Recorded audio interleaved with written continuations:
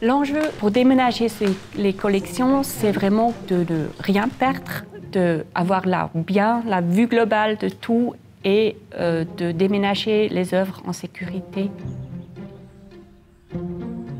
C'est un chantier qui a duré très longtemps. C'est un chantier qui a commencé en 2018 avec une première partie. Et le premier sujet sur lequel on a travaillé, c'était pas parce que c'était le plus prioritaire, mais surtout parce qu'il fallait qu'on libère des espaces en bas pour ensuite y mettre des palettes. Donc il a fallu libérer avec un fond qui était entreposé là. Donc on a travaillé sur les diapositives et les négatifs du photographe Jean Mort. On a tout mis en palette pour pouvoir continuer à travailler sur d'autres sujets qui étaient plus prioritaires. Là, maintenant, notre mission principale, effectivement, c'est de récoller, c'est-à-dire contrôler, passer en revue tous les objets qu'on a ici dans les réserves, donc afin de voir si ces objets ils sont inventoriés, si ces objets ils sont bien conditionnés, et tout ça donc en vue de déménager, donc de tout mettre dans des palettes ou dans des chariots, et puis de pouvoir avoir une trace qui va nous permettre de s'assurer qu'on n'a rien perdu entre les deux bâtiments, entre le point A et le point B qui est donc photoélisé à plateforme. C'est des autochromes. C'est des copies de autochromes. Ouais. Okay.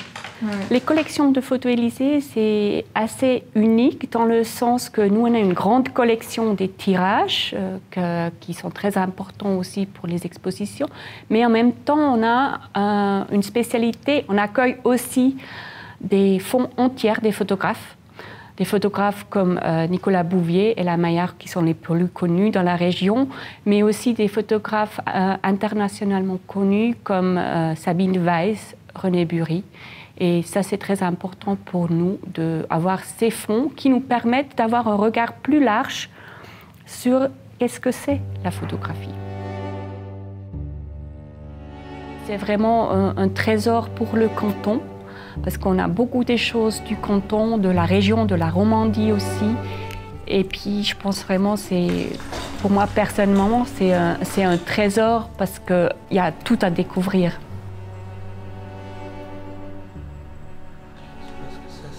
Donc, les personnes qui travaillent vraiment sur les collections, ils ne travaillent que dans l'ancien musée, dans la maison de l'Élysée. Et les gens qui travaillent sur la conservation préventive, Nadine Redding, elle travaille plutôt à Plateforme 10 pour préparer vraiment les différentes salles et observer le climat, la propreté des choses et aussi le travail de suivi sur les expositions. Pour nous, ce nouveau musée donne beaucoup d'opportunités. D'un côté, pour la gestion des collections. Donc, on a des réserves où on peut réunir toutes nos collections des différents lieux de stockage ensemble dans un seul lieu. D'autre part, on a maintenant vraiment un vrai atelier de conservation qui est encore en train de se construire. On est là dans l'atelier partie sec. Et puis, on aura aussi une salle de numérisation, une salle de traitement des fonds et de consultation. Donc, il y a ce qu'on appelle laboratoire de traitement des collections qui est installé ici sur le rez-de-chaussée et qui est toujours en lien avec la librairie et le foyer. Et l'autre partie, c'est qu'on a maintenant des espaces dans les espaces exposition qui nous permettent de montrer tout le temps des œuvres des collections. Donc, on va beaucoup plus pouvoir montrer au public nos collections riches et nos trésors.